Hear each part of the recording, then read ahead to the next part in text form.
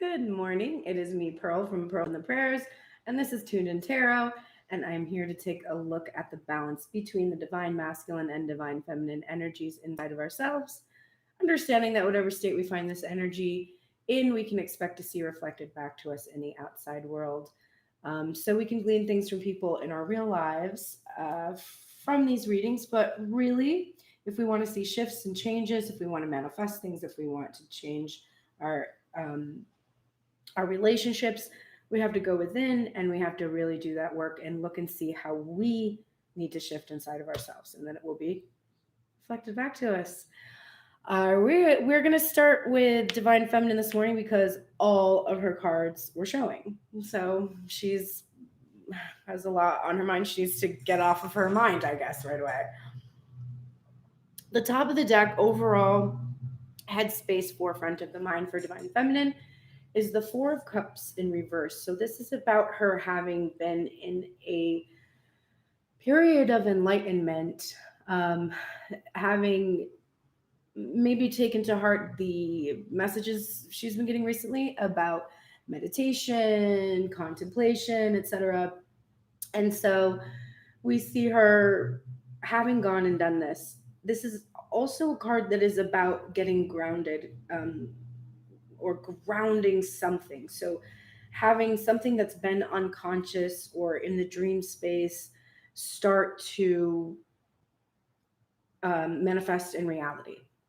So it's a grounding energy. So she feels the sense that her desires, the fantasies, the dreams that she's coming out of them now. And it's no longer, she's no longer lost in this reverie, this imagining of what things are like, but she's realizing, oh, I did imagine what these things would be like, and it is like that now. And, it's like waking up and realizing the feeling that she had that she was seeking something, and then being like, oh, I found it, and I didn't even notice because I was so used to feeling like it wasn't there.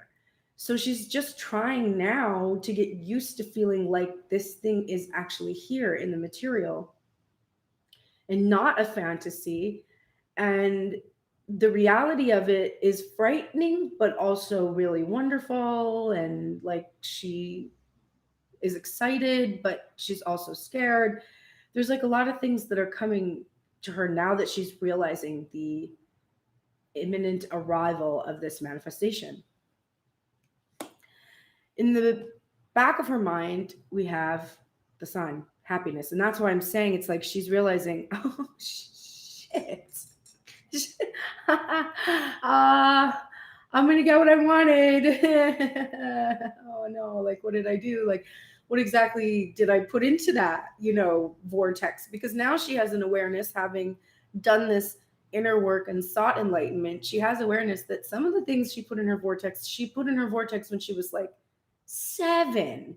And like, what the fuck does a 7-year-old know about anything, And that probably shouldn't be the, motivation for what an adult does, how an adult behaves. So she's kind of like, I don't know exactly what the hell I dreamed up when I was little, but like it's been interesting. And now I have to now that I know that I'm an active co-creator in this reality, I need to like go within and actually figure out what it is that I, as an adult version of myself, desire.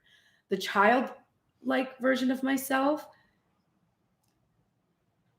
got a lot of delight in things that I now know as an adult are maybe not necessarily good for you, not necessarily healthy, not an accurate depiction of human relationships. So she's in this process of sorting through what constitutes her happiness now that she's no longer a child, and how she can still remain childlike in her delight and her ability to imagine and create, but have just more intention than a child has. So she's navigating this forefront and back of her mind. And what I really love about that is it's nothing about what she doesn't have. It's really about her present experience of reality, and it's not about like, oh, I wish this thing could be happening and it's not, or like divine masculine, da da da da da. Like, it's just her being present, which means she's not completely focused entirely on something outside of herself, external. She's done this internal inventory, and she's being present in what she's discovering. The first thing on her mind is the Hierophant. So this is a card about marriage, legal contracts, rigid belief systems, authority figures, faith, higher lessons learned, 5D relationships. And I feel pretty strongly that in this case, we're seeing the Hierophant because she's thinking about marriage, but I also think that it's about how she acknowledges that the sacred union exists before the material one. And what she's learned from going within the and coming out of fantasy is that that sacred union is always present, and that is what really constitutes the happiness that she has. And she's just kind of now has to figure out how to maintain that, and then understand that that makes her become magnetic and she can attract the things that she desires. So there's this lesson that has been learned about sacred union. And she's also excited. This is Page of Wands energy. So this is a really youthful delight. I don't know why we're getting so much glare today. It's like weird lighting outside. It's kind of rainy. Oh, it is. Is it raining? Maybe it's raining. I don't know. I can hear wet streets. LA, like maybe it's raining, who knows? But anyway, it's just weird lighting. So all my cards are so washed out today. But so she's feeling Page of Wands, like really excited about the potential for sacred union becoming material and grounding, which will really be delightful to her because she's understanding that since she is in sacred union within, she has to see it reflected outside of her. So she's excited. She's really excited about that. This is what she's longed for a while, to have this material realization of this sacred union with this manifestation. The next thing that is on her mind is a bit of caution. We have the Fool in reverse. So we sense that there's this new beginning that has happened or is about to happen, but really I get a sense that it's already happened because I just get that sense. But mainly because of the forefront and back of the mind. She's not focused on this new beginning coming. It's like here, and she's now focused on like, okay, what do I do? What do I do now? How do I navigate this now? Because all these things I thought about this before are actually not true. For instance, when I was a child, and I had these images in my mind of what constitutes a legal sacred union and how that all comes to play. It was with this beginner's mind, right? It was with the mind of a child that I imagined these things. And so, the prince or the knight or whatever, or both, he's both.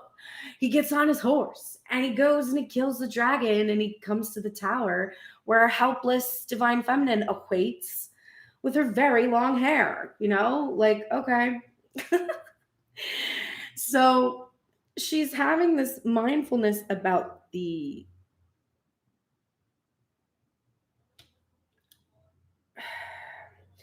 sabotaging elements of that child mind. So there's the light of the child mind. You have to be in a child mind to create. Like Jesus said that. He says, unless you're like these little children, you cannot enter into the kingdom of heaven. And everyone's like, oh, it's because they're pure and innocent and haven't committed any sins. And that's not it at all. Apparently, those people have not had children. Children are not pure and innocent. They do shitty things. They start right away. As soon as they figure out emotional manipulation, they're right there, right?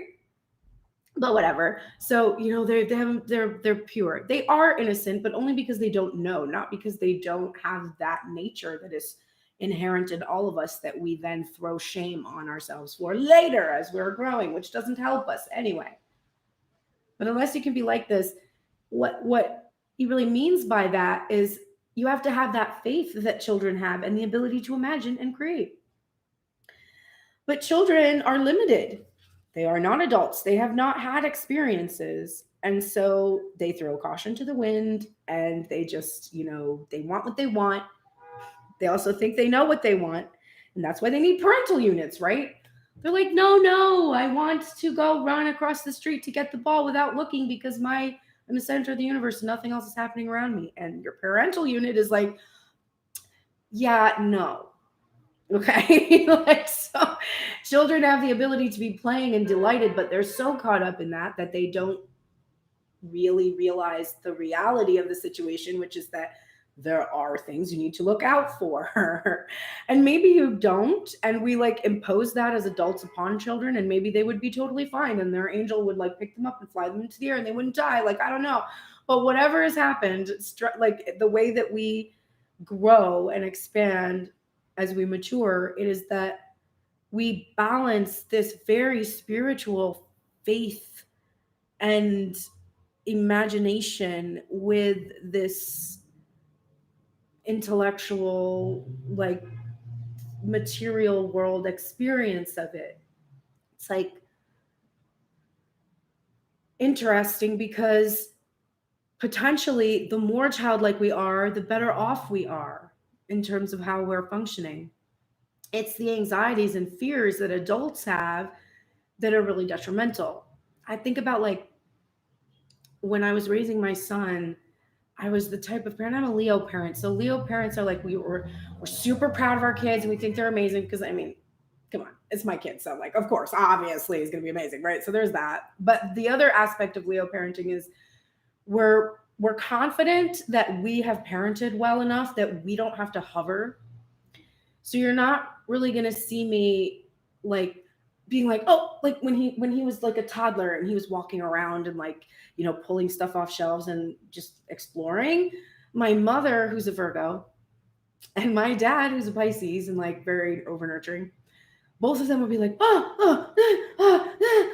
was like, what is going to happen?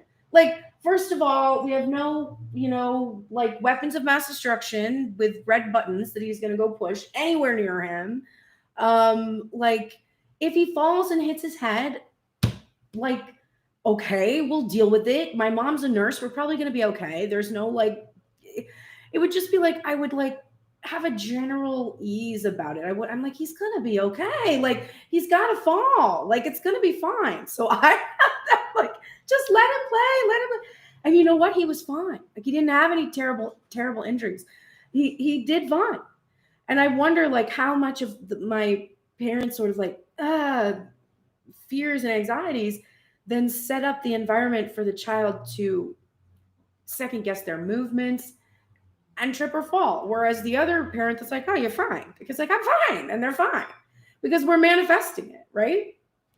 I don't know. That was a long explanation for this beginner mind, fool, child thing. But it's really on Divine Feminine's mind that she wants to be childlike, but she's balancing that with being cautious. And maybe the balancing part is a little bit more about just her ego's fears, and she really doesn't need to be cautious.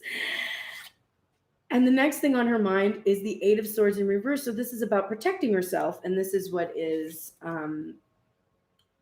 clarifying the Hierophant. So she's learned her lesson about how she's protected herself from what she's desired because she felt it was childish or foolish to express it in some way, or because she was afraid that she would fall and hurt herself, and so she was not even allowing herself to play with without restraint, right? So she's understanding how that has been a detriment to be able to experience this sacred union, and she's learned her lessons in regards to this. And she graduates from the Page of Wands to the King of Wands. This is clarifying the Page of Wands. So it's this child has grown up but maintained the passion the desires, the vision of that child, that inner child. And now we have a balancing, which results in happiness, because we have the childlike ability of wonder and imagination, and the experience of wisdom that allows you to be able to bring intention to your communications, your actions, etc. This is also about her understanding that her excitement in regards to this energy she can feel within herself is also excitement about how she has unblocked herself from receiving this action, this big communication from this divine masculine energy, to which she feels relatively powerless. We have the Fool in reverse clarifying the Magician in reverse. And so we have her being cautious because she's still not quite trusting in her powers, in her own powers, and she's still feeling a bit powerless to her desire for this divine masculine, or for this thing that she create or manifest, etc. So we are seeing some fear here in regards to her ability. Is she too childish to be able to enjoy her manifestations? And also, she's being cautious, like questioning herself, am I using all the tools I have at my disposal to really be able to manifest this thing or person or whatever it is that I'm trying to manifest? So that is her fear. In her heart space, top of the deck, we have the Queen of Wands, vibrancy, a match to the King. So we have definitely her thinking about the divine masculine, divine feminine relationship, head and heart, communication, being spoken to. Also, this magnetism that both of them have. They're both very attractive. They look good together. They're going to look good together. Their ability to create a vision, that they have this vision, that it's like it comes from that divine feminine heart space, the emotion and the passion, and then it's enacted in the divine masculine action oriented energy of implementing whatever passion is being, or vision is being held by divine feminine. She is also wide open. You can see her arms and her stance there, to receiving what she is magnetically attracting at this point. And to pair the Queen of Wands vibrancy with the niggling feeling of her heart space, which is the star. And then we have the sun and the star. So we've got divine masculine energy in the sun card. We've got the divine feminine energy in the star card, where we have the healing work that the divine feminine is engaged in, the taking of the unconscious and the pouring of that into the material, wishing upon a star, being hopeful, cosmic.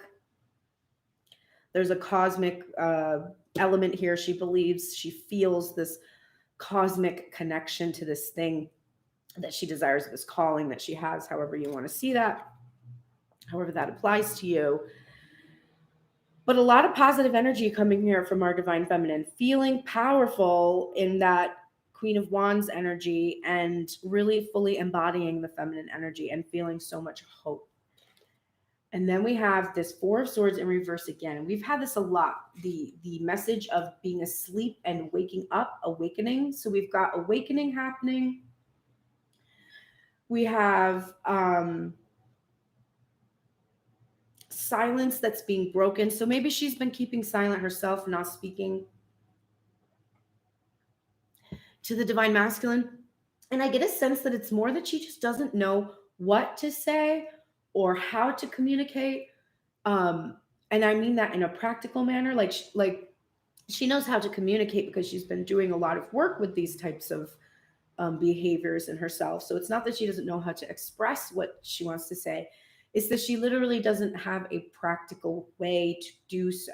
Maybe she's blocked. Maybe she doesn't have, a new number. Maybe there's something that is an impediment to her being able to actually speak. But it's also about divine masculine speaking too, that she's been enduring this silence.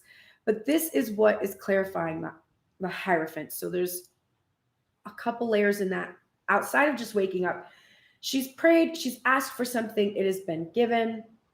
She has had faith in that thing, and now she's about to see its arrival. So there's ask and a given element here in that Four of Swords in reverse.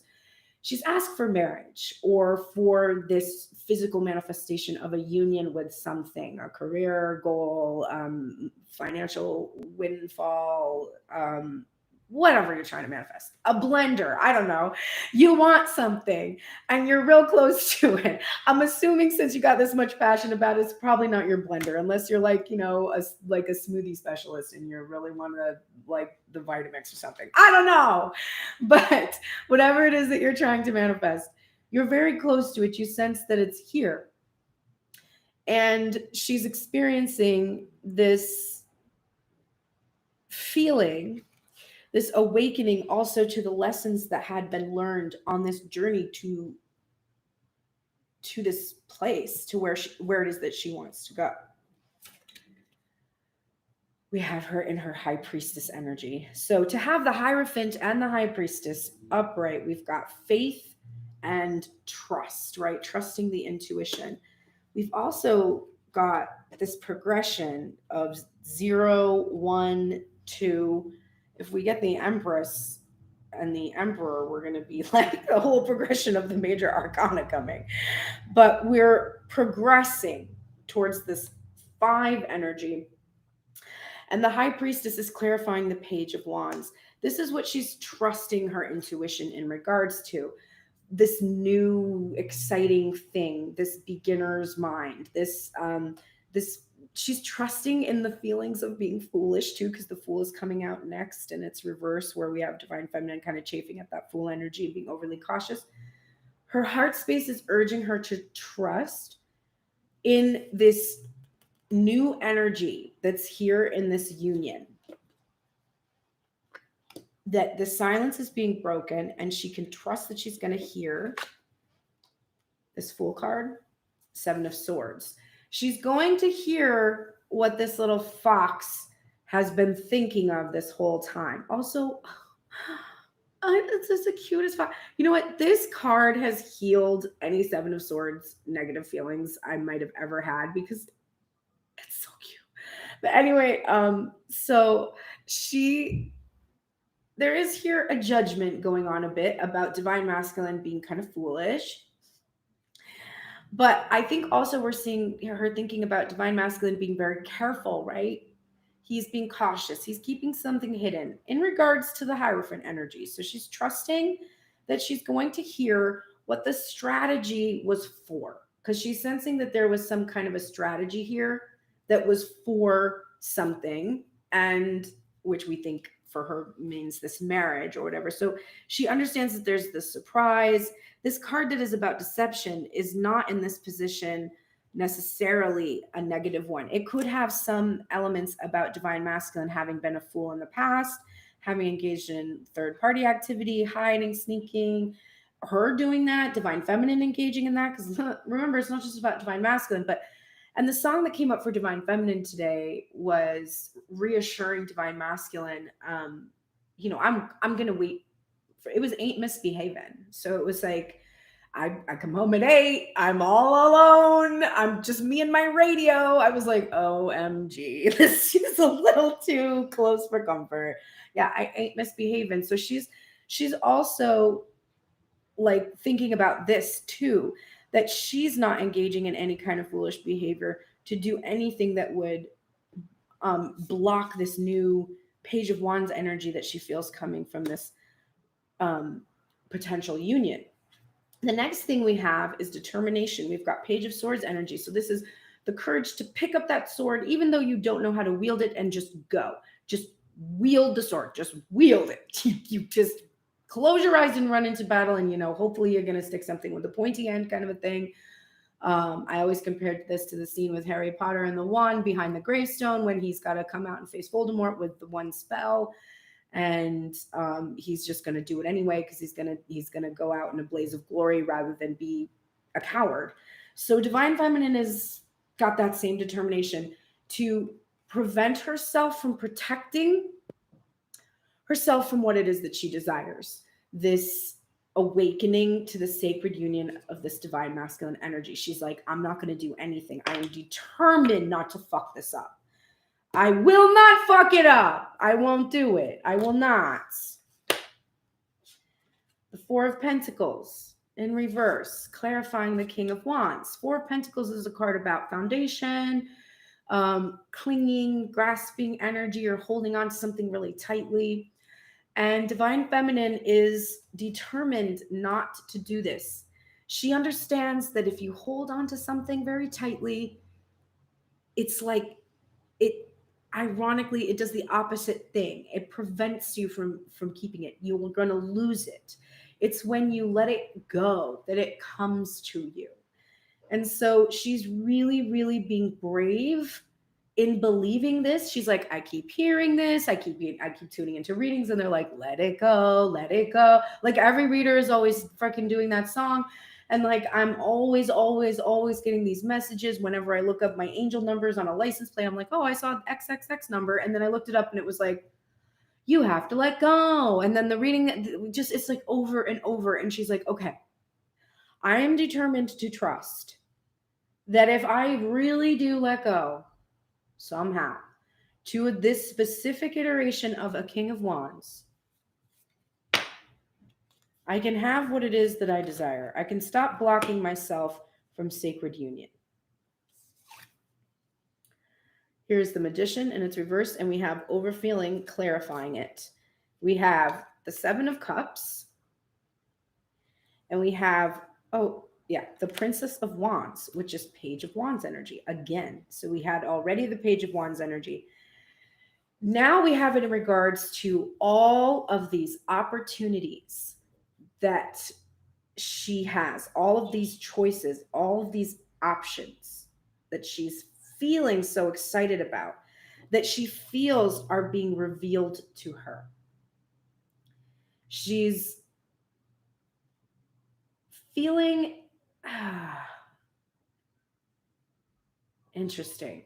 So she's feeling, because this card is in reverse, it's this feeling of powerlessness to a divine masculine energy. And the reason I can say that for sure is because of the divine masculine side of this reading. So I'm understanding that it's about her own powerlessness, but it's about divine masculine's power over her. The opportunities he represents for her, not just options like other options. Because remember, her song is Ain't Misbehaving. So she's like, nah, this is worth waiting for. So we know that this isn't about like all these other potential partners. But instead, it's about her excitement about all of the opportunity that divine masculine brings to her, with a little bit of fear that she doesn't know what to expect because of the strategy and what has been hidden, and this feeling of cautiousness about not getting too excited yet about what is exactly in these cups. Because remember, we started this whole reading with her being like, I don't even know what I put in these cups. Like when I was putting shit in these cups, I was like watching really crazy fucked up 80s movies. Like, what? Like either fantastic fairy tale like Disney shit, or like weird, probably inappropriate for children, but like that wasn't necessarily cared about that much at that time. Like strange images that leave a profound effect on me and cause me to fill these cups with things that I don't even know what they are now. Like one of my favorite movies as a child was The Last Emperor. And I asked my friend if she wanted to watch it with me last night, because I haven't watched it since I was probably like 11.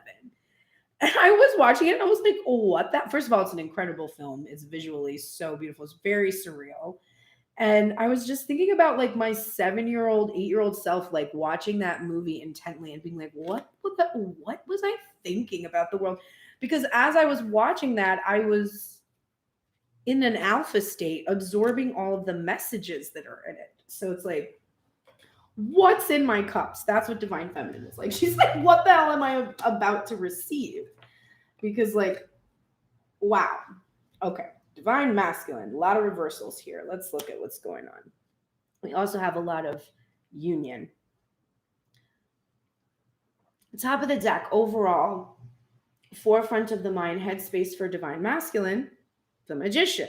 That's why I said when we're seeing this over here, I know that this is about her feeling powerless to divine masculine because he is the magician right now, feeling very powerful. He's using his tools. He is manifesting. This is at the forefront of his mind too, that he must manifest what it is that he desires, that he's absolutely ready to do this now. And he's calling on all of his ability and all of his power to be able to just come now into this final union that he's desiring to have with divine feminine. So this is the forefront of his mind. I'm powerful. I can do this. I can manifest this. I am going to use all the tools that I have to be able to get what it is that I want. The niggling thing in the back of his mind is the Four of Pentacles in reverse, in union with divine feminine. The niggling thing in the back of his mind is, I have to let go of my attachment to outcome, just like divine feminine, my attachment to material outcome, material fulfillment of my desires. And I also think, again, we saw this divine feminine in his mind the other day, and I felt like it wasn't our divine feminine. I felt like it was a third-party energy, potentially a karmic partner, or a family member, or a belief system, or there's someone else that has been clinging and grasping and holding on to this divine masculine that was not divine feminine. I mean, divine feminine is doing that too, but she's not anymore, right?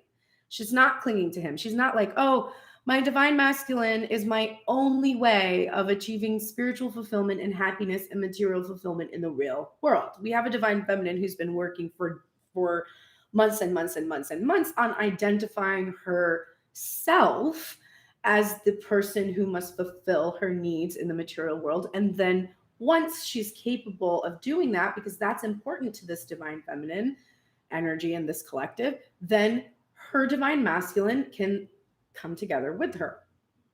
So we know that that's been divine feminine's journey of detaching from material outcomes, specific manifestations of her divine masculine energy, etc. Divine masculine, of course, is doing the same work because they're reflected and mirroring back to each other. But what I see in this card today is that this grasping karmic partner is no longer the problem that she once was, or this energy once was for him. The niggling feeling is he can now manifest what it is that he desires, because this energy, this karmic partner energy, third party energy, is out of the picture. The next thing we're seeing, the very first thing on his mind, is the Queen of Cups in reverse. But I think it's interesting because, again, it's the reason why I'm feeling like that Four of Pentacles is about the other person that was grasping divine masculine. I also feel, and I don't have this happen a lot in readings, which is why I think it's probably significant, this divine feminine energy doesn't represent divine feminine right now. Now, don't freak out and be like, oh, there's a recent person. I don't also feel like this is a recent person at all. I don't think this is something that has happened recently. This is past energy. This is it's in the past position and the spread. And knowing that he feels powerful, it's because he's released the effects of a specific divine feminine who was very emotionally manipulative. So she used guilt. She used like professions of like how much she loved. It was always about like in the best interests of this person. Like, I just care about you. Only I care about you. This could be a mother figure. It could be a karmic partner. But it could be like a mother parenting figure. It could also be a belief system too that had this emotional manipulation within it. But there's something that has been let go or has passed away, or the effects of it are no longer plaguing divine masculine, so that he can be in this magician energy. And again, the reason why I felt like it was third party energy is because this Three of Pentacles was in its reversal.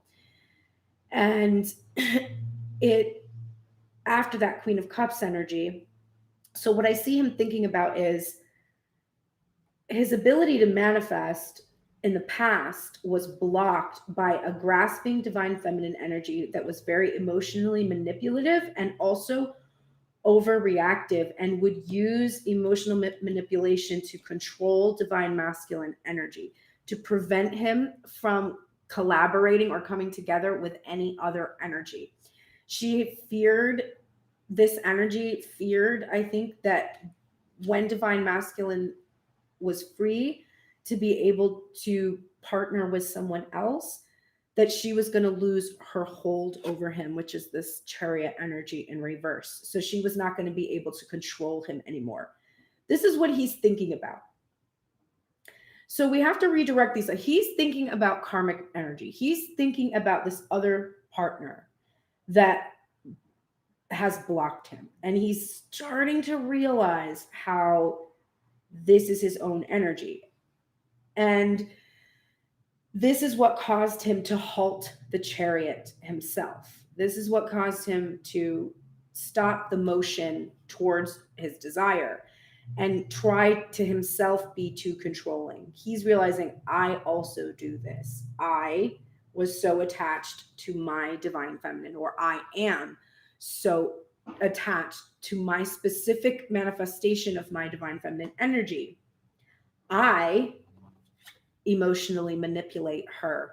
Now we can see the divine feminine here. Now we can see both meanings. There's a karmic partner that did this to him, and he's realizing, oh shit, I now do this to my divine feminine. So he is emotionally manipulative and emotionally overreactive and sensitive to divine feminine. He blocks the collaboration between the two of them, the partnership between the two of them, because his fears about the past energy that treated him this way. He stops the motion of the Chariot forward because he is trying to control this divine feminine. And the next thing on his mind is the High Priestess. We have the Chariot and the High Priestess, and we have the High Priestess in union with divine feminine, but mirrored, because divine masculine is realizing that his inability to trust his own intuition in regards to this past energy, because he's like, I knew that she was like this. I knew it. I knew this person, like whether this was my mothering energy or my like a wife, like a past wife, or whatever it was. And it probably was both. Probably both were like this. I knew what she was going to be like. Partially because I knew that I learned this from my divine feminine energy.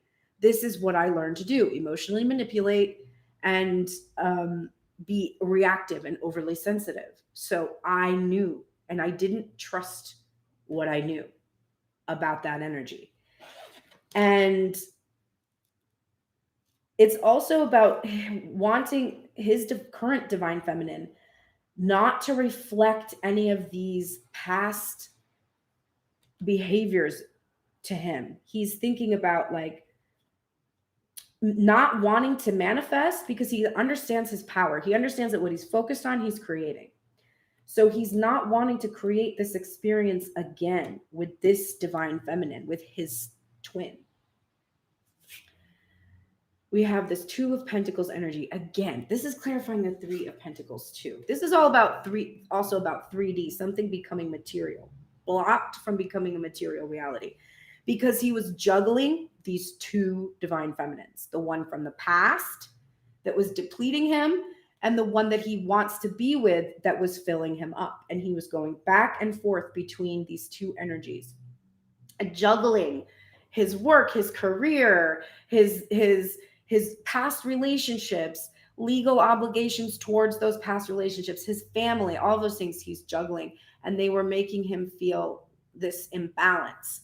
And then this divine feminine who's giving him and like just loving and just being so great, he can't give anything to her because he's been giving it all to this other energy, and it was blocking him from coming into this 3D reality.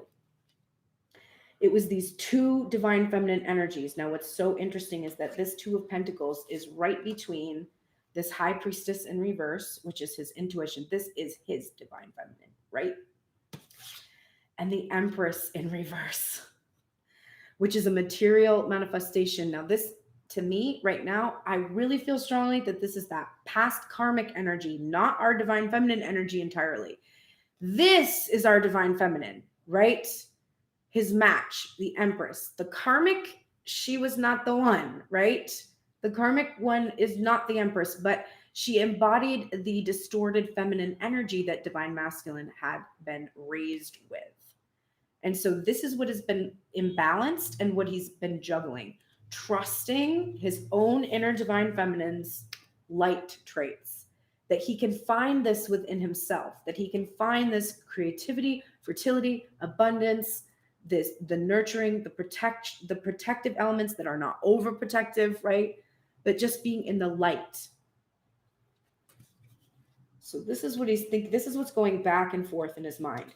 The old karmic partner, the new relationship that he desires. And he is understanding how this is himself. He kept projecting this and saying like, oh, this divine or this feminine outside of me is just a pain in the ass. And then realizing like, shit, I'm fucking doing this. I'm being emotionally manipulative. I'm blocking the 3D manifestation of our partnership. I'm the one that's not allowing the chariot to move forward. I'm pulling back on the reins and controlling. I'm not trusting. I don't trust my divine feminine. I'm engaging in imbalanced back and forth energy with her, and I am not able to manifest my Empress in my reality because I am doing these things that I was blaming on someone else. Top of the deck, overall heart space is the Ace of Cups. So this is a beautiful thing. He's very much in a state of receiving love from like the source, filling up his cup, and he's ready to share it. He's absolutely feeling this call from his heart space to offer this cup to divine feminine because it's filled and it's ready to go. The niggling feeling he has is the Two of Swords, the standstill that we're experiencing where no movement is happening, was coming from this energy of not really knowing whether to choose divine feminine's needs and his own needs or the needs of this past energy, because he felt this responsibility and this emotional manipulation. And so he was really unwilling to make that choice. And this kept him in this standstill energy where he was just kind of surrendering. It's not a coincidence that this person is in the hanged man pose, sort of surrendering and just being like, listen, you fucking choose for me because I can't figure this shit out. So like, you do it, please. And he's been in that position for quite a while, but he's made his choice because we see this Ace of Cups. So he's choosing to take this filled cup and end this painful separation. Here's the 10 of Swords in reverse. He's no longer stuck in regards to this Queen of Cups in reverse energy. He's no longer pinned down by the energy that existed in himself, which he's blaming on this karmic partner, but realizing was himself. He was overly sensitive. He was overly nurturing, overly protecting. He was emotionally manipulative. So he's ending these behaviors. He's ending this this separation from his true divine feminine, the caring, compassionate, kind, loving, sensitive, psychic, beautiful, emotionally mature Queen of Cups. So he's not stuck anymore. He's not pinned down by this old energy. There has been a death. There has been a death. There could have been an actual death also, because this is clarifying this Three of Pentacles. So there could have been a material passing of somebody from his life. So there, for some in the collective, there might actually be grieving or death or loss going on. But we're also seeing with the Death card, the end. So the end of this painful separation. This is a completion energy of the 10. No longer stuck, ending the separation, ending this inability to collaborate, work with, or partner in the 3D with Divine Feminine. What blocked him, what kept him from moving forward was injustice. We've got injustice again. So there was an imbalance here in the energy. And oh shit, it's crazy. The next card is crazy. So, and he felt it was unfair. Now he's feeling a couple things about this unfair feeling. Number one, I think there's actual legal things that blocked the Chariot from moving forward, having to do with the karmic energy we just talked about at length. So there's that. The other thing I think that he's feeling is just that it's unfair that he has been controlling this relationship in this way. And he doesn't want to do this anymore. He wants to apologize and bring justice for how he is the one who pulled back the reins on this and has increased the amount of time that has gone on for this union to occur. Queen of Cups. This is the one he wants. Not the one in reverse. Not the one that's over-nurturing, overprotective, overbearing, controlling, distorted. He wants this Queen of Cups. And he wants her to trust him. He's afraid that she doesn't trust him. He's like, listen, Divine Feminine, everything that happened before, I get it. Like, you think that first of all, you think some crazy shit, but you think that like I was just being cowardly or something, or I wasn't moving towards you for the, and it really isn't that.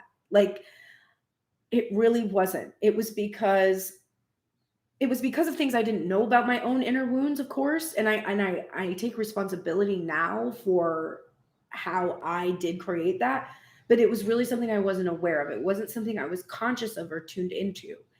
And I need you to trust me. Now, remember, that's Divine Masculine asking Divine Feminine to trust him is you asking yourself to trust yourself. Please, please trust me. Trust me. Trust me that I'm going to end this painful separation from this manifestation that you want, which is this Queen of Cups energy, emotional maturity, right? The ability to use your emotions to guide you towards where it is you want to go. You want to trust yourself and your emotions. You want to stop questioning them all the time and constantly having to be like, is this fear? Is this worry? Is this whatever? You just want to trust your intuition. Divine Masculine wants Divine Feminine to trust him. This Two of Cups, Two of Pentacles energy, this back and forth, balancing all these things that he had to juggle. Ultimately, he wants to choose this 10 of Pentacles, right? That's ultimately what his heart desires. And he's understanding that this back and forth energy, this imbalanced energy where he was having to juggle the needs and of two very opposing forces. This is really what blocked his material manifestation of being able to have the house and the family and the 2.5 kids and the dog. Now we've got overfeeling, a lot of overfeeling, clarifying this Empress energy. The first thing, 9 of Wands, healing, isolating himself, healing himself, but persevering. So feeling like right now, this Empress, she's not fully grounded. Now, the other positive aspect of the Empress in reverse, remember, is that the Empress is a fixed energy. So to see the Empress in reverse is for us to be like, things are picking up, things are moving. The Chariot in reverse above is holding the Empress, right? Holding the Empress energy back. But there is something so powerful about this Divine Feminine that despite Divine Masculines trying to control the situation, hold the rings back, he cannot. Divine Feminine is persevering against his machinations. And he's thankful for that because it's what he does desire. He's also got this feeling that divine feminine has had a lot of healing to do too, because he's realizing like, oh, like if this is what I'm doing, then this is also what she's been doing. To have the Hanged Man in reverse and the Chariot in reverse is an interesting high level amount of resistance to surrender, followed by this Two of Swords with the same Hanged Man position. We've got 4-4 now. Surrendering helps you build the foundation that you need to be able to go forward. Divine Masculine has realized that. And so he's surrendering to, or he has surrendered to this healing that needed to take place. He surrendered. He was like, listen, I don't know what the right choice is and I can't make up my mind. So I'm just going to surrender to this healing process and hope that I will become unblocked, which is in fact what is happening, because this Five of Wands is now in its reversal. Okay. Beautiful. Let's look at the oracles for Divine Feminine and see how we can help her maintain her pretty decent head and heart space today. You are getting 3 archetypes today. You are in the light attributes of the healer still. So you're still caring for yourself. You have a passion to serve others by repairing your own body, soul, and mind. And your ability to transform pain into healing is magnified, is currently magnified. You're also in the light attributes of the servant. So you're the healer and the servant right now. So you're committed to your light work, right? You're no longer using a lack of money as an excuse not to move forward with life. And you have a delight in serving others with a free and open heart. So you're just going where you are called, and then the abundance is following you instead of you not going where you're called because you're afraid you don't have enough money to go there.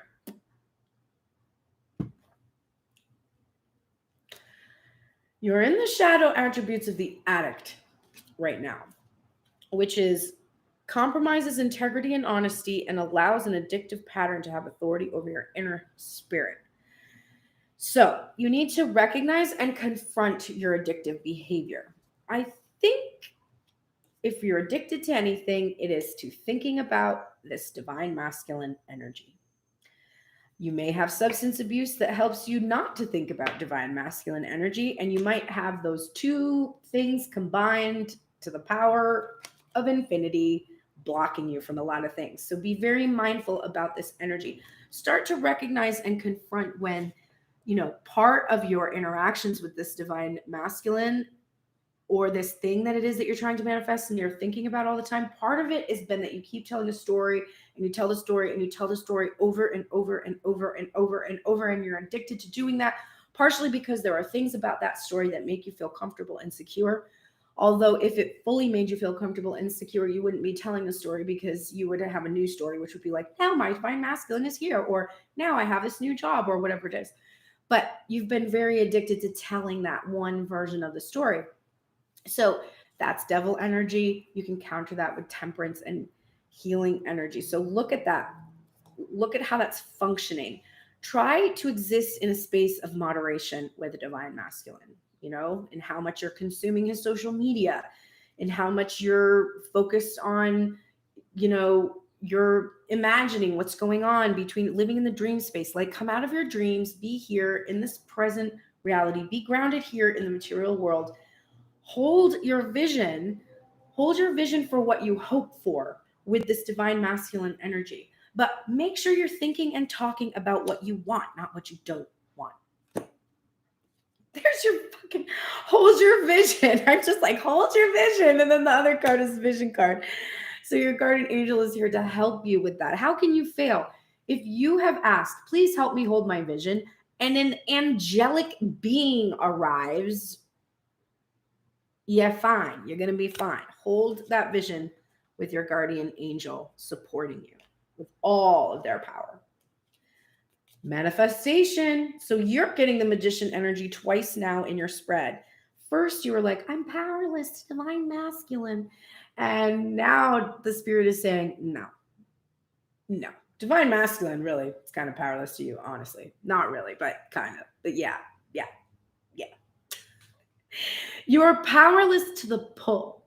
You are powerless to magnetism, but you are not powerless about how you manifest or how you are magnetic. You hold your vision for your manifestation. That's how you create something. But your vision is what manifests, right? So you have to think about what you want. You have to be in your power. You have to match divine masculine's magician energy and feeling. I mean, he's looking at his headspace. He's looking at a lot of stuff, a lot of painful stuff, a lot of stuff that he's going to have to apologize for. Kind of, not really. He thinks he does. I mean, I guess technically y'all both need to apologize, but I feel like we've hit a point in these readings where our level of empathy, since we're looking at our own self, is so extreme that, like, personally, if my divine masculine was like, yo, I'm sorry for this, that, I would be like, okay, like, I get it. I saw your headspace every day. It was a fucking shit show in there. Mine too. Like, I get it. So there's a certain amount of empathy that has come from this, where you're starting to understand, oh, this person's not doing this to me. They're doing it for me because of my energy. And so they're just manifesting exactly what it is that I need. Wow, I'm so excited about that.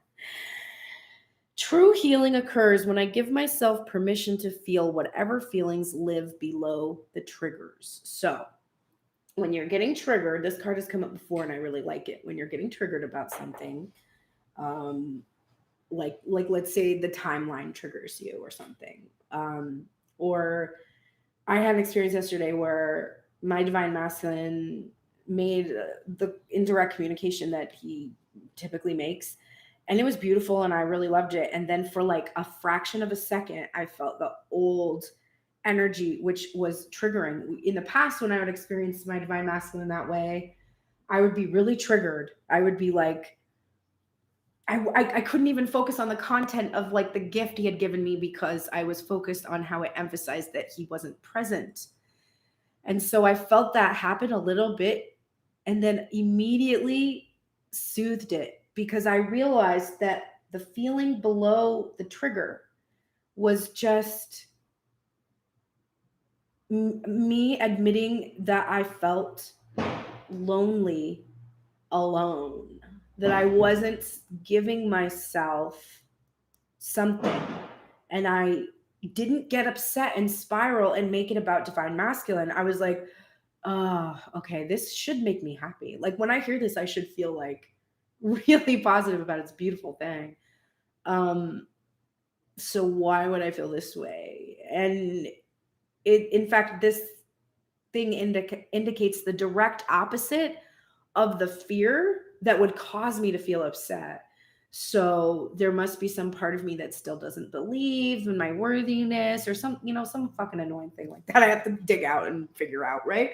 But I took it as an opportunity. Instead of being like, it's still happening like this and I hate it, I took it as an opportunity to be like, wait, can I have a new idea about this? Maybe my idea isn't that my sadness comes from this is how he's still choosing to express to me. Maybe the new idea is it's amazing that he found it anyway to express to me under the circumstances and to such lengths and with such care and consideration for me, that if I looked at what was really happening, I could never be afraid of his constancy or anything, because it's so clear. It is so clear. But when you're afraid and you don't allow those feelings underneath your triggers to surface, you are suppressing that. You're exchanging it for a general anxiety that you carry around with you and probably take some kind of medication for. Just feel your feelings. In any moment, I can surrender to the powerful presence of love through prayer, contemplation, and stillness, and that is exactly what I did. When I had the experience, I was laying in my bed, listening to this music, and then I started to cry a little bit, and then I just surrendered, and I was like, no, I'm crying because I love, not because I'm not loved. And that was a completely different feeling, and that immediately pulled me out of that place where I was like feeling lack, and instead of feeling lack, I felt the abundance of love. You're getting a time for healing, but the reversal on it just makes me feel like you're getting acknowledged for all of the healing that you have done. And maybe just take a breath and feel like you're not broken. Like, our body's always healing. We, for whatever reason, I get so clumsy during certain points of my cycle, and I will just like walk into a door frame or just do dumb shit. I'll be like, what? Like that door frame wasn't there for this whole fucking 2 years, and I just walked in. Why? And I like, or I'll drop shit, or I stubbed my toe so bad yesterday, and I was just like, why? Like, I think about all the bumps and bruises and scratches that I used to have when I had my cat, and all those things that we have this surface, physical, little tiny bumps, bruises, whatever on our body, constantly healing our gut, eating all the shit foods that we eat from our poisonous corporate food. Our gut is constantly healing. Our body is constantly healing, this general healing all the time. There are deep wounds, there are broken bones, there are surgeries that you have to heal from. There's incredibly traumatic physical events, car accidents, childbirth, whatever, that require more rest, more time, more intervention, etc. And yet, when you have those things happen, you focus on that wound, you heal it, and then you're whole again. You don't feel like because you get a bump or a bruise after you've completely healed your compound fracture that you can't run again because you have a bruise now. Like, your fracture's healed. You can run, you can go jogging. It's fine. Your bruise isn't going to affect you. So I have this feeling that you have to now that you've spent all of this time, the last few years or however long you've been doing this, maybe for years for some of you, working on those deep wounds, those big wounds, and feeling broken and like you have to take all this time out to heal. The divine is telling you, now we're in maintenance phase, okay? Now we're just in the general thing. We're healing. It's always happening. It's going on. It's okay. You don't have to stop everything. You don't have to not be in a relationship with divine masculine because you have healing to do. You're both going to have healing to do. That's the message from that. We're getting protection. Call back your power, cut the cords, and soul retrieval. So you're needing protection right now, divine feminine. Your boundaries are being violated. This is not by divine masculine. I sense this is from outside parties. We are moving into a place where we are high vibrating and also extremely sensitive. So you're like increasing your alignment with source, which increases your sensitivity and empathy for others. This is a perfect storm for healing, or it can be detrimental because your empathy can pull you out of alignment, because whenever you work with somebody who's not at that same space with you, you have to come to where they are, meet them where they're at, and then quickly get back up and hope they follow you back up there. And that, as a healer, can be challenging. I faced that last week where I was like, hey, all of my friendships have turned into me spiritually counseling everyone. And while I love to help my friends, I'm feeling incredibly depleted because I'm having to go to where they are in their fear about their relationships and their loss and their grief, which technically I'm not experiencing the same thing. But when I'm going there to help them, it's triggering up some of the feelings I have in mind. And then I kind of have to work my way back up. And I'm also exhausted because I can't heal and fix everybody all the time at all. And I think I'm overpowering others and trying to, like, because I can see as they're talking, I now think in messages and symbols and everything, and I can kind of like pick up on what energy they're in. And so I can see them in turmoil and I'll be like, okay, I have to help them. They didn't ask me. So I'm learning how to navigate that, put up healthy boundaries with my friendships, and it's difficult because when I work with people personally as a reader, people who get readings from me, which if you want a personal reading, I do them, although they're very limited because of my time. And because I usually invest in those people outside of just the reading, like I end up staying in touch with them. They become friends of mine. It's like, it's something I have to learn to navigate.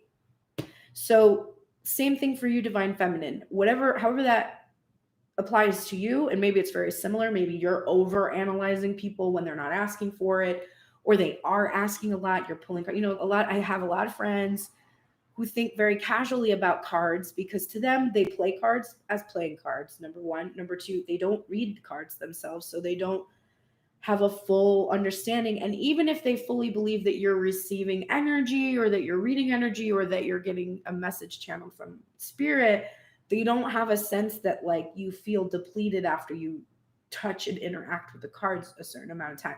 So there'll be this real casual thing that's like, oh, hey, let's talk tomorrow. Maybe we can pull a few cards.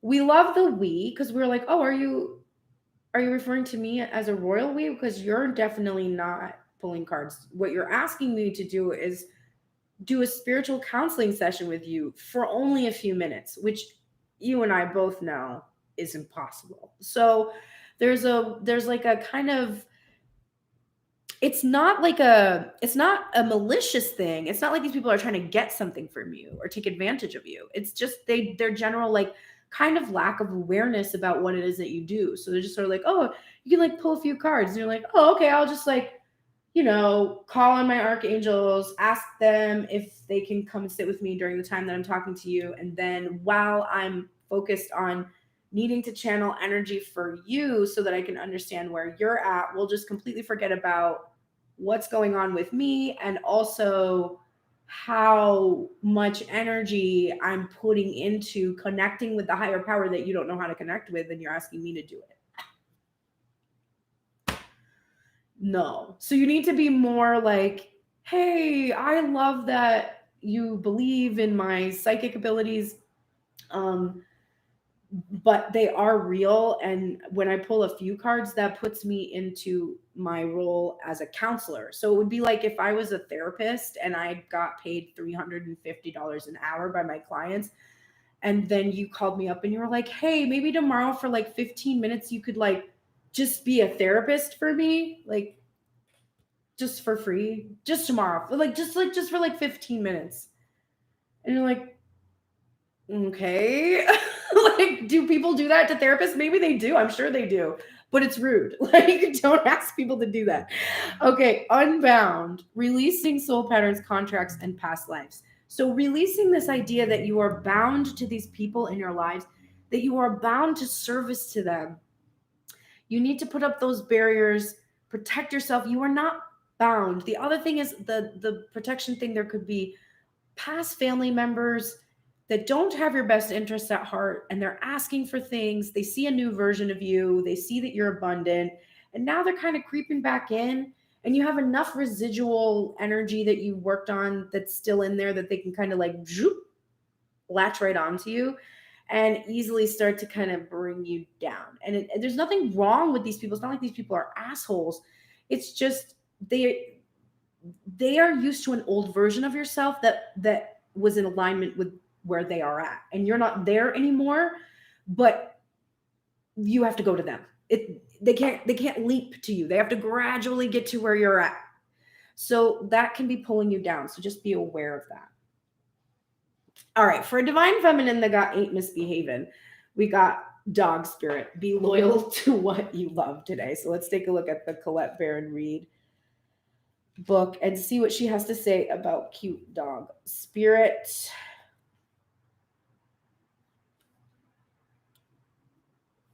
Okay.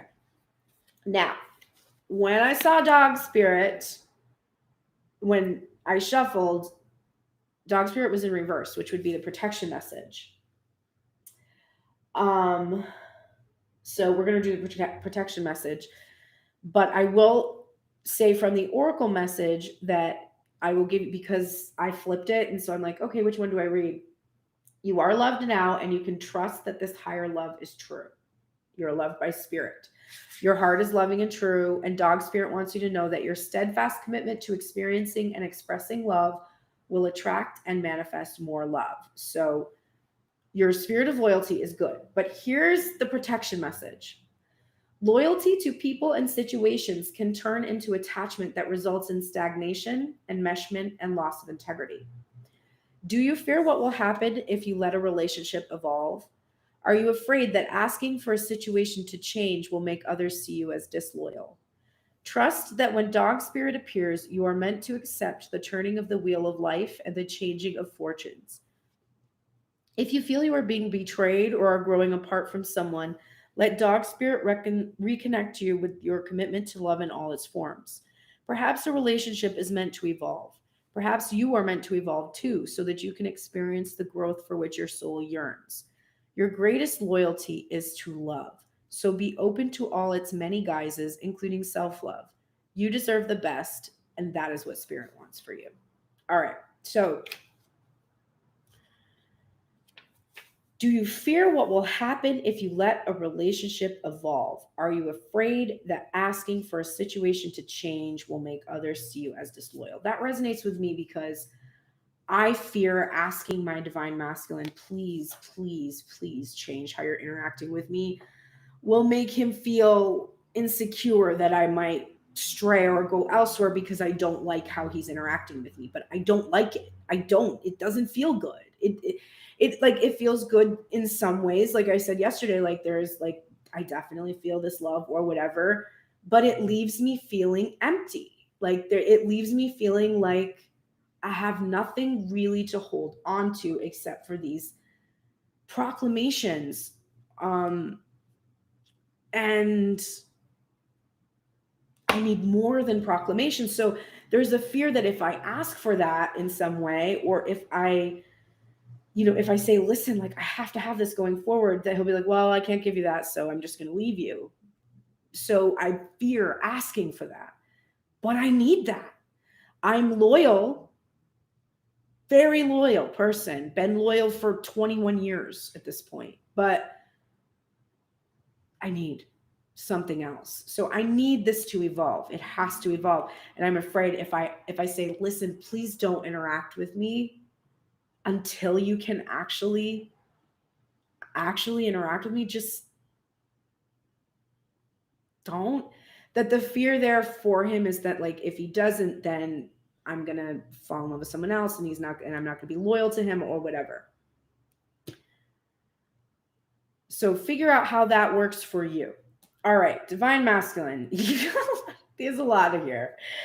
And we're already at 111, of course. So good for us. You're in the shadow attributes of the poet, which is used turning a lyric gift to negative or destructive effect. And you need to come into the light, which is expressing soul insights in symbolic language. And so after having talked about what I just talked about personally for myself, I think that you're using other people's words to express your own soul insights. Stop doing that. It's not cute. It's not cute. Just use your own words. King, you're in the light attributes, enlightened benevolent leadership and benefiting those in your charge. You no longer have excessive feelings of entitlement or rulership without restraint. So you're benevolent, you're enlightened, you're benefiting others instead of being overprotective, overbearing, and ruling without any kind of restraint at all. You are in the shadow attributes of the wounded child. So right now you may have a tendency to blame all dysfunctional relationships on childhood wounds and resist moving on through forgiveness. So in order to overcome this, you need to awaken to compassion and the desire to serve other wounded children and open the learning path of forgiveness. Okay. We saw in your headspace today that you were a little bit fixated on a past energy, a grasping, overly emotionally manipulative, distorted feminine energy. And I feel that you really need to work on forgiveness for this person. You have to awaken your compassion and desire to be of service to this wounded child. Because remember, this wounded child is a reflection of you. Now, this doesn't mean that you have to have them in your life. It doesn't mean that you have to, continue to have a relationship with that person. But it means you have to awaken your own compassion. And you serve that other person by filling your own cup and sharing it with others and healing yourself. So by doing your own healing, you are helping that wounded child that matched your inner child wounds. So you just need to work on forgiving this person for being a reflection of exactly what you needed. Saint Michael, the archangel, is here to emphasize confidence right now, to help you with this confidence that you need in going forward. You've got this magician power in your headspace, so there is a confident energy there. Grieving. This, having the death card come out and this grieving card, there could have actually been a loss for divine masculine energy. There could be a death in the family or the death of something. That this could also be just grieving for this past version of yourself that's being reborn, the end of the painful separation. It can be grieving the amount of time that you were separated and lost, and it can be also grieving what is lost as you make this choice between the rock and the hard place, where you must walk away from something that includes success and poison. I witness the darkness and call on the light with my prayer. Thank you, universe, for guiding me to perceive this fear through the eyes of the teacher of love. So you have a gratitude that you figured out these fears and triggers through your relationship with divine feminine.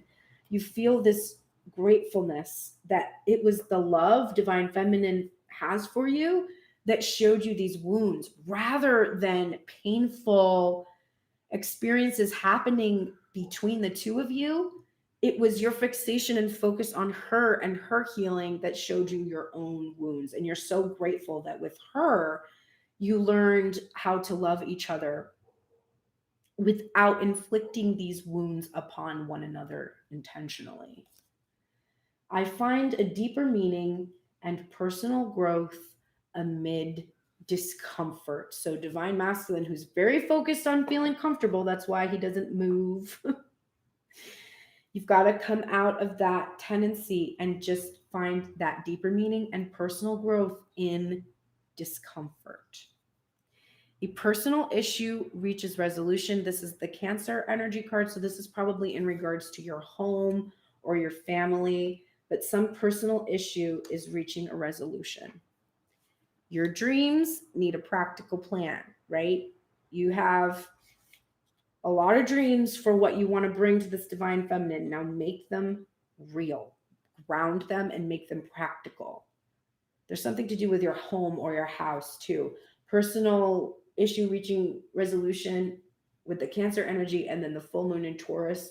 It could be if there was a home that you were imagining that you are able to actually purchase it, or it's going to be something that you can buy. Step out of your comfort zone. You're not going to learn anything in there, my mans. Come out of the comfort zone.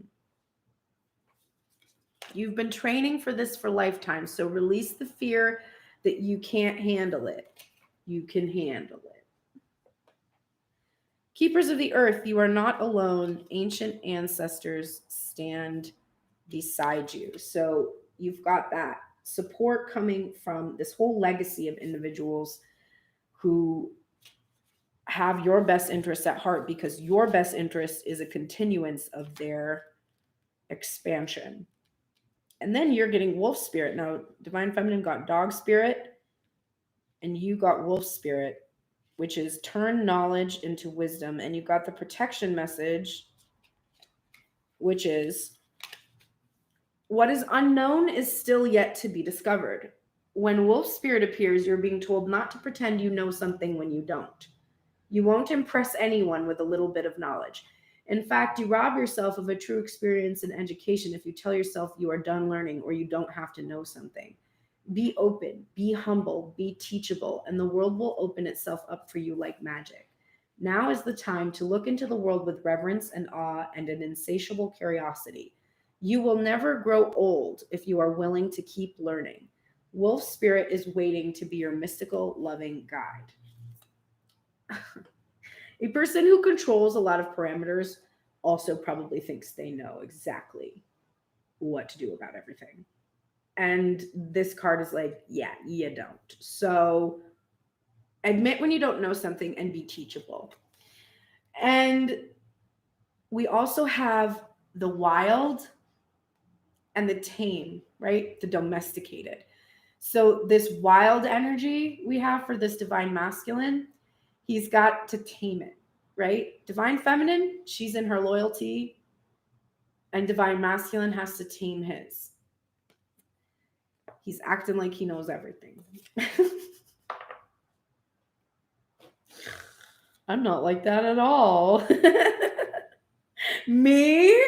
A know-it-all? Oh, you've got to be kidding. All right. Divine couple. These are the closing cards at the bottom of the deck for the two of you, the things that you are in union in regards to. Hey, you are in the shadow attributes of the miser, which is hoarding money and emotions and an obsessive fear of losing your wealth. And you both had your Four of Pentacles in reverse, and it's not a coincidence.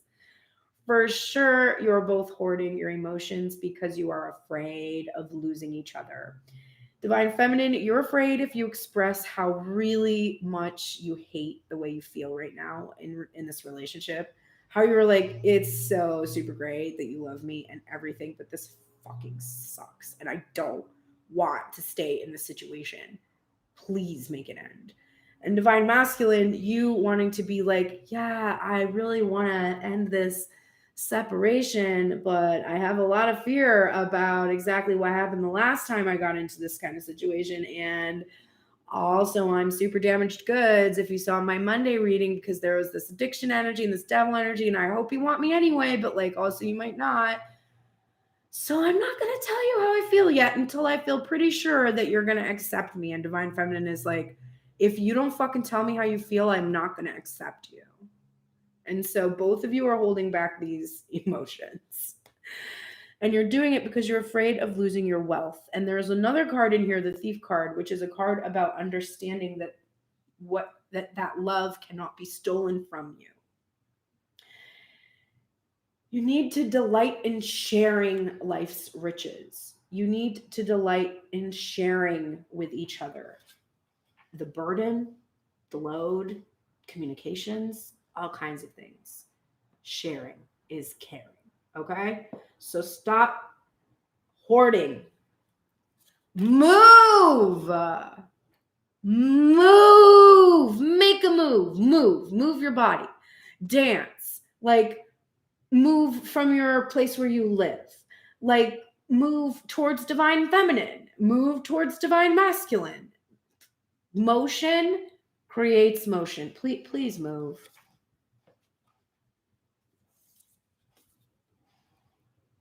Peace. It's like, move, be still. Ah, I love it. Please move whilst being still. That's called yoga. Go do yoga. Be still. Be at peace with each other. Be peaceful. Allow the Holy Spirit to come in and to bring you this sense of stillness and peace.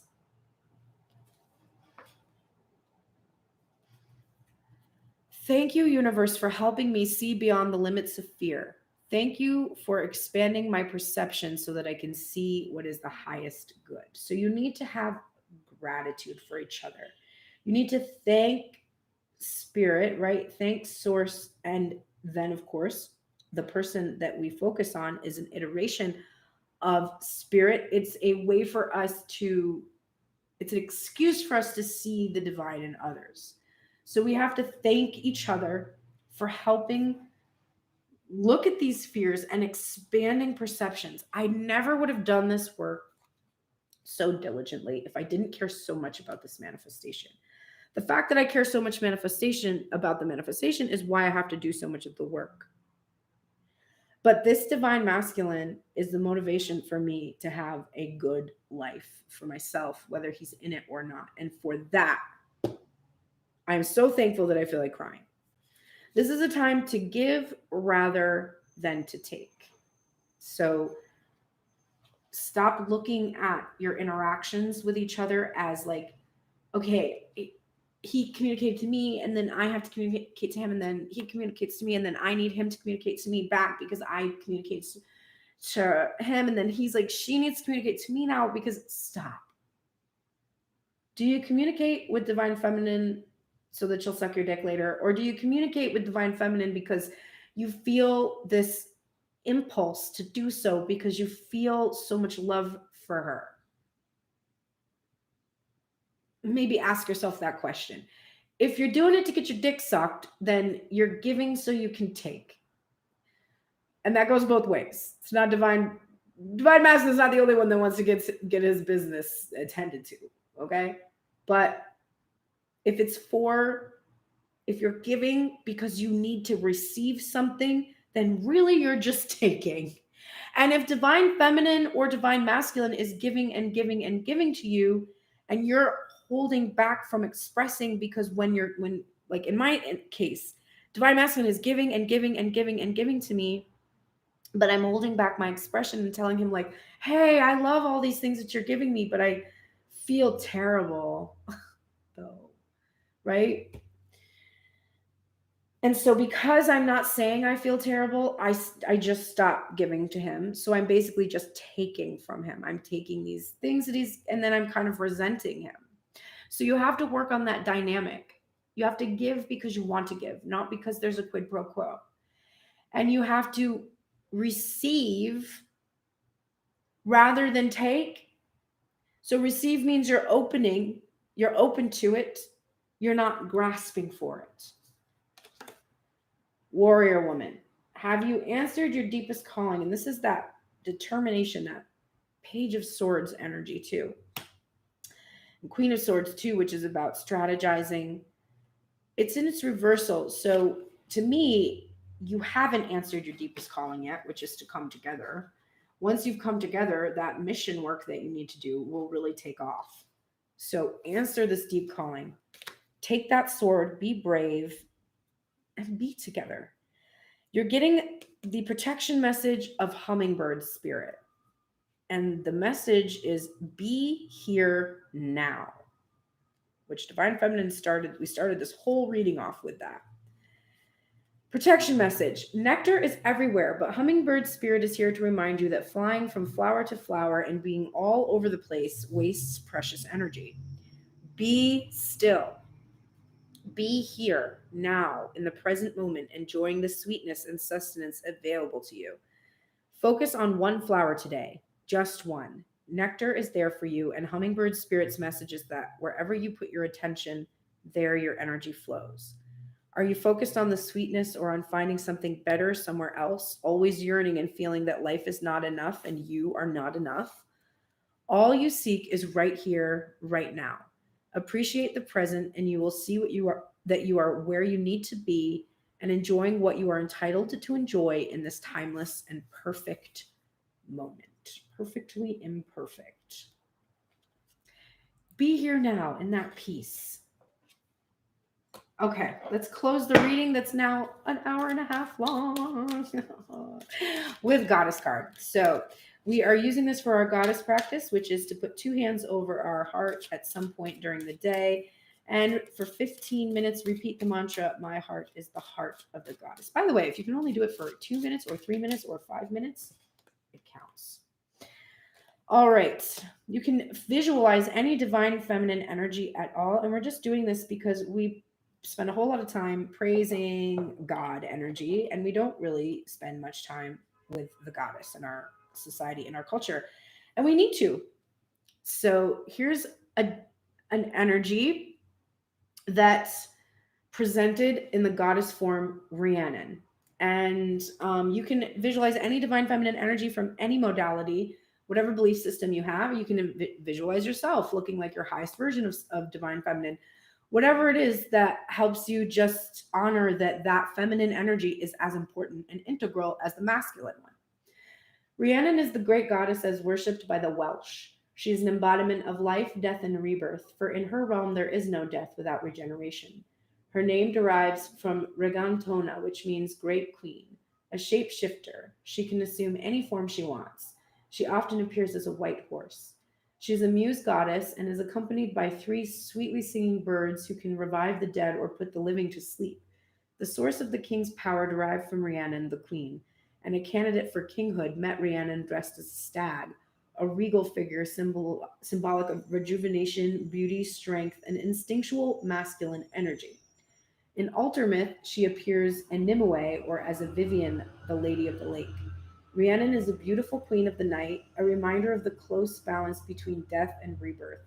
She demands that we honor our instinctual and animal selves as a source of creativity, abundance, and order. All right. Thank you so much for joining me for today's reading. I hope that you got a lot out of the messages. I know that I did. Please like, subscribe, share, comment, do the things that you know help grow my channel. If you're here watching it every day, please support me in that way. It's so simple. And then also, if you click the description box below, I have a Patreon that is going, which does offer some additional content. There's a $3 level. You can receive an extra monthly reading in addition to the daily readings, and a $9 level where you can receive 3 extra readings a month plus other benefits. So if you're interested in that, it's in the description box below. And there's a wish list there of different cards. If you want to change up the imagery on my account, feel free to send me a deck to show your support. Thank you so much for joining me, and I will see you tomorrow here on Tuned In Tarot. Take care, everyone. Have the best day today.